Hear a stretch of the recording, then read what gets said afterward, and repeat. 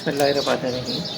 میرا نام عرفان شاہد ہے اور ہم نے کچھ ویڈیوز میں لاسٹ ویڈیوز میں آپ سے شیئر کیا تھا کہ کرونا جو ہے، کیونکہ آج کل سب طرف کرونا کی بات ہو رہی ہے، میرا خیال تھا کہ ہم جو اور ایپیڈیمک ڈیزیزز ہیں پاکستان میں، ڈائبٹیز اور ان چیزوں کے اوپر بنائیں گے، مگر کیونکہ یہ کافی زیادہ پرولونگ ہو گیا تو مجھے لگا کہ لاسٹ ویڈیو اور اس دوران ہم نے کافی کچھ سیکھا کہ جو کرونا ہے اس کے حوالے سے ہم کیا احتیاطی تدابیر کر سکتے ہیں. تو مجھے لگا کہ اس کے سلوشنز تو بہت سارے ہیں، ٹھیک ہے. یعنی اگر ہم بات کریں ایلوپیتھی کی یا ڈفرینٹ سسٹم آف ٹریٹمنٹ، تو موسٹ پرابیبلی تقریباً تمام ہی سسٹمز کے اندر اس کا علاج موجود ہے. میں آپ سے تھوڑی سی ہسٹری میں جانا چاہوں گا، اپنا لائف ایکسپیرینس شیئر کرنا چاہوں گا. بڑی پرانی بات ہے، میرے خیال میں 2016 کی بات ہے. ہم ریپ کے لیے کچھ انفارمیشن اکٹھی کر رہے تھے اور ہمارے ایک دوست ہیں بڑے اچھے ڈاکٹر نوید ظفر، انہوں نے مجھ سے کہا کہ you need to work on definitions, کہ جو ڈفرینٹ سسٹمز آف ٹریٹمنٹ ہے اور شاید ہمیں اس کی ضرورت پڑے جب ریپ کے ساتھ ہم کچھ چیزیں کوآرڈینیٹ کر رہے ہیں. میں نے پڑھنا شروع کیا، میں نے ایلوپیتھی کی ڈیفینیشنس کو پڑھا، میں نے ہومیوپیتھی کی ڈیفینیشنس کو پڑھا، ہم نے سدھا کو پڑھا، ہم نے یونانی کو پڑھا. یونانی تو ہماری اپنی ڈومین تھی. اسی طریقے سے ہم نے چائنیز سسٹم آف ٹریٹمنٹ جو ہے اس کو سمجھنے کی کوشش کی کہ اس کی بنیاد کیا ہے، اس کی ڈیفینیشنس کو کہتی کیا ہیں. اسی طریقے سے جس طرح ہم اس کو، ہم تو نہیں لیکن گورنمنٹ آف پاکستان طبی سسٹم کو آلٹرنیٹیو میڈیسن کہتی ہے، اسی طریقے سے ویسٹ میں بھی تو ایک ہربل کا نظام ہے جس کو وہ ویسٹرن آلٹرنیٹیو میڈیسن سسٹم کہتے ہیں. تو ہم نے تھوڑی سی بنیاد میں نے کوشش کی کہ اس کو پڑھنے کی کوشش کر رہے ہیں. اسی طرح میوزک تھراپی ہے، کروما تھراپی ہے، وائٹامن تھراپی ہے، یہ ایک علیحدہ ڈومین ہے. تو ان سب کو میں نے پڑھنے کے بعد کوشش کی کہ کیا اس میں کوئی کامن ایلیمنٹس ہیں. تو مجھے لگا کہ واقعی اس کے اندر کامن ایلیمنٹس ہیں اور ایک دوسرے کو سپورٹ بھی کرتے ہیں. یعنی ایک دوسرے کے پرسپیکٹیو جو ہے اس کو سپورٹ کرتے ہیں، نہ کہ اس کے اگینسٹ بات کرتے ہیں، اگر ہم براڈ پرسپیکٹیو میں دیکھیں. اچھا، ہم نے سوچا کہ اچھا اس کو چلیں، کیونکہ ہم نے ڈیفینیشنس کو تو پڑھا ہی ہوا تھا، ہم اس کو کووڈ-19 یعنی کورونا جو ہے اس کے حوالے سے دیکھنے کی کوشش کریں کہ کیا اس کے جو سلوشنز ہیں وہ ایک دوسرے کے ساتھ مطابقت رکھتے ہیں. یعنی جو طب کہہ رہی ہے، چلیں براڈلی 2-3 کی بات کرتے ہیں، جو طب کہہ رہی ہے اور دوسری طرف جو ایلوپیتھک سائنس کہہ رہی ہے، کیا آپس میں ان کی کوئی ریلیشن شپ ہے جس کو ہم دیکھتے ہوئے جو سلوشنز ہیں وہ پیشنٹس کے اوپر اپلائی کر سکتے ہیں. تو ہم نے اس کی کوریلیشن بنانے کی کوشش کی. اس دوران میں آپ کو ایک چھوٹی سی بات بتاؤں، جب ہم یہ سب چیزیں پڑھ رہے تھے اور میرا ٹرسٹ یہ بلڈ ہو رہا تھا کہ ایک بیماری کے بہت سارے علاج ہیں. تو ہم نے ایک کوٹ ہمیشہ پڑھی ہوئی ہے کہ قرآن پاک میں لکھا ہوا ہے کہ ایک بیماری کے 70 علاج ہیں. اچھا، جب ہم 70 علاج کی بات کرتے ہیں تو میرے ذہن میں تھوڑا سا ڈاؤٹ یہ آتا تھا ہمیشہ کہ یہ کیسے پاسبل ہے کہ اللہ تعالیٰ کے بنائے جو نظام ہے یہ لامحدود ہے. اللہ تعالیٰ جب بھی آپ کو کوئی چیز آفر کرتے ہیں تو وہ آلموسٹ لامحدود کوانٹٹی میں کرتے ہیں. تو 70 پہ کیوں اس کو لاک کر دیا گیا؟ 71 کیوں نہیں؟ 69 کیوں نہیں؟ تو اللہ تعالیٰ کے تو ناموں میں لامحدود ہے. تو پھر یہ کیسے پاسبل ہے کہ اللہ تعالیٰ علاج 70 پیدا کریں، بہت سارے نہ ہوں، دوسری طرف اللہ تعالیٰ. تو اسی کا مجھے اس کی سمجھ اس طرح آئی، میری سمجھ بلڈ ہوئی کہ جب مولانا صاحب اس کو بیان کر رہے تھے تو انہوں نے بتایا کہ 70 جو ہے وہ عربی میں لامحدود کے لیے استعمال ہوتا ہے. اگر ہم اس تناظر میں دیکھیں تو میرے ذہن میں بالکل وہ بلب جل گیا کہ ہاں، جو میں یہ سوچ رہا تھا کہ ہاں ایک ہی بیماری کے اللہ تعالیٰ نے لامحدود سلوشن رکھے ہیں تو وہ بالکل ٹھیک ہے. اور آج کے حساب سے نہ صرف باقی بیماریوں میں بلکہ اگر ہم بات کریں کووڈ-19 تو اس حوالے سے بھی بالکل پورا اترتا ہے. میں نے پچھلی ویڈیوز میں آپ سے شیئر کیا تھا کہ آپ احتیاط کے لیے کیا کر سکتے ہیں، اور آپ اگر خدا نخواستہ کسی کو ہو جائے تو اس کے لیے آپ علاج کے لیے کیا کیا تدابیر کر سکتے ہیں. اس حوالے سے کچھ انفارمیشن مجھے ملی تو میں ایک ڈاکٹر صاحب سے ملنے گیا. وہ ڈاکٹر صاحب جو ہیں MBBS ڈاکٹر ہیں اور ہی از اباؤٹ 84 ایئرس ماشاء اللہ. پاکستان کے پہلے PhD ہیں جو پیتھولوجی میں انہوں نے PhD کی. تو میں ان کے پاس گیا اور میں نے ان کو اپنا سلوشن بتایا کہ جی ہم طب کے اندر کووڈ-19 کو اس طرح سے کہتے ہیں اور اس کی یہ تقسیم ہے 4 کیٹیگریز کے اندر. آپ پرائمری اسٹیج ہے، اس کے بعد مڈل اسٹیج ہے، اس کے بعد آپ اس کو سپلٹ کرتے ہیں 2 سٹیجز میں کہ اگر خدا نخواستہ پیشنٹ لیتھیلٹی کی طرف جا رہا ہے یعنی موت کے منہ کی طرف جا رہا ہے تو آپ نے کون سی میڈیسن دینی ہے، اور دوسری طرف ان کی ریکوری کی کیا سٹیجز ہوتی ہیں. تو یہ 4 سٹیجز ہیں اور ہم نے یہ پروٹوکول ڈیزائن کیا ہوا ہے. اس میں آپ یہ میڈیسن دیں اور اس میں کوشش کریں کہ پریونشن پہ رکھیں، لیکن اگر خدا نخواستہ کسی کو کوئی انفیکٹ ہو بھی جاتا ہے تو اس صورت میں آپ کیسے ٹریٹ کر سکتے ہیں. I was shocked. انہوں نے میرے سامنے ایک پروٹوکول رکھا. انہوں نے کہا کہ میرے 2 ایک بیٹا اور ایک بیٹی ہے، دونوں امریکہ میں ہیں اور دونوں کو ہوا اور دونوں اس علاج سے وہ ریکور کر گئے الحمدللہ. اور انہوں نے یہیں سے ان کو وہ ایڈوائز کیا، انہوں نے کلوروکونین کی ہی بات کی. میں نے ان سے پوچھا سمجھنے کے لیے اور اس کو کوریلیٹ کرنے کے لیے کہ طب کیا کہہ رہی ہے. تو انہوں نے مجھے یہ بتایا کہ ہم کلوروکونین دیتے ہیں اور اس کے ساتھ کوئی اینٹی بایوٹک بھی ایڈ کر دیتے ہیں. میں نے ان سے پوچھا کلوروکونین کیسے کام کرتی ہے. انہوں نے مجھے بتایا کہ سانس جو ہے، کیونکہ یہ جب ہم سمجھتے ہیں کہ it's a serious acute respiratory syndrome, تو یہ لنگس کی بیماری ہے. انہوں نے کہا کہ میں پریونشن کے لیے کلوروکونین ایسے دیتا ہوں اور اپنے بچوں کو جن کو ایک بیٹا جو تھا وہ تھوڑا سا سیریس ہو گیا اور بیٹی جو ہے ان کو تو کوئی سمٹمز بھی نہیں آئے. دونوں ڈاکٹرز ہیں اور دونوں امریکہ میں.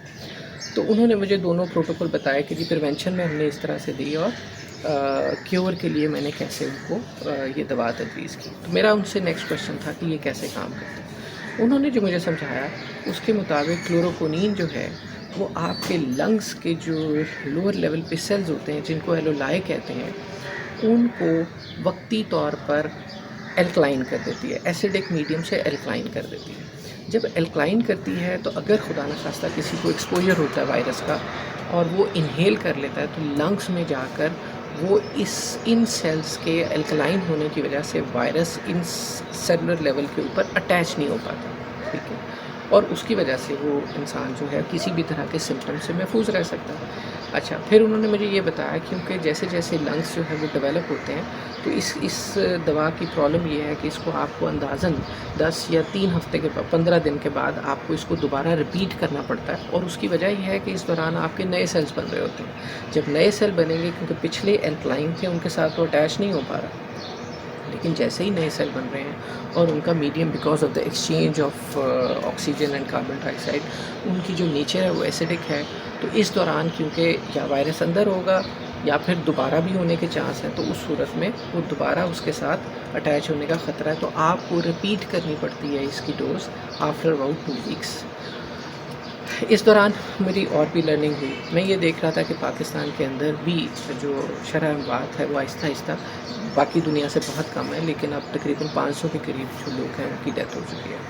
انہوں نے مجھے ان سے لرننگ ہوئی وہ یہ ہے، انہوں نے کہا کہ جی وہاں بہت ساری بدماشی ہو رہی ہے امریکہ میں. انہوں نے کہا پہلی بات یہ ہے کہ بہت ساری ڈیتھ ایسی ہیں جو کہ کسی اور وجہ سے ہو رہی ہیں اور وہ اس کے کھاتے میں ڈال رہے ہیں. اس کی وجہ کیا ہے؟ انہوں نے بتایا کہ اپنے ڈیزیز انڈیکس کو میچور رکھنے کے لیے امریکہ کے اندر جو نظام ہے وہ بڑا ریفائنڈ ہے.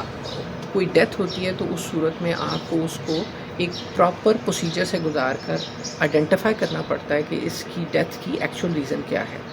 اس وقت کیونکہ ان کا میڈیکل سسٹم ہیلتھ کیئر کا پورا نظام آلموسٹ چوک ہوا ہوا ہے، جس کی وجہ سے وہ چاہ رہے ہیں کہ اس کو جلدی ایگزاسٹ کریں. تو اس کی وجہ سے کیا ہو رہا ہے کہ بجائے اس کے کہ وہ اس پروسیجر سے گزاریں وہ آسان راستہ اڈاپٹ کر رہے ہیں اور اس کو کووڈ کے کھاتے میں ڈال دیتے ہیں.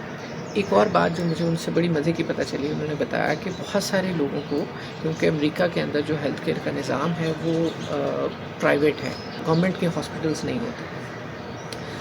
اس کے نہ ہونے کی وجہ سے ہاسپٹلس اپنی ریپوٹیشن کو بچانے کے لیے کئی دفعہ کیا کرتے ہیں. انہوں نے کہا کہ جو میری بیٹی ہے ان کا کیونکہ شی واز اے سمپٹومیٹک، کوئی ان کو علامات نہیں تھی، تو اس کے لیے انہوں نے کیا کیا کہ اس کا جو سیمپل لینے کے لیے آپ کی چیک سے تھوک لیتے ہیں اس کو انہوں نے 8 گھنٹے کے لیے رکھ دیا اور اس کو ٹیسٹ نہیں کیا. اور لامحالہ کیا ہوا کہ اس دوران آٹومیٹیکلی وہ ختم ہو گیا، اس کے اسٹرین ٹوٹ گئے اور وہ نیگیٹو آ گئی. آلدو ایون شی نوز کہ وہ پازیٹیو ہے.